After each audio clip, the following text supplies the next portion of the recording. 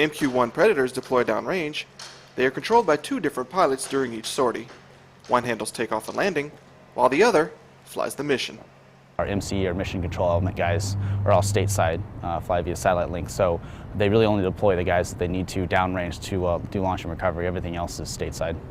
It may not sound like much, but having control of the aircraft from here during launch and recovery is vital.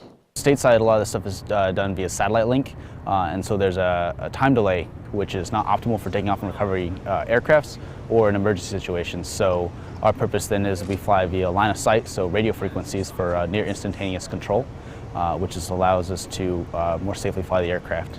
Even though he doesn't pilot the aircraft after takeoff, he makes sure it gets off the ground safely so it can get to the mission where it is needed. You know these planes are going to potentially guys on the ground, helping them out. You're developing really important targets. You're collecting very valuable intelligence, working for a variety of players. And because of these values, these assets, they're in high demand. So knowing that, being able to launch these aircraft, it's a big deal. Trying to do your best to get these planes airborne because you know the impact they're having downrange. It's rewarding to know that you, as a single individual, can have that kind of an impact. Tech Sergeant Lance Daigle, 386 Air Expeditionary Wing, Southwest Asia.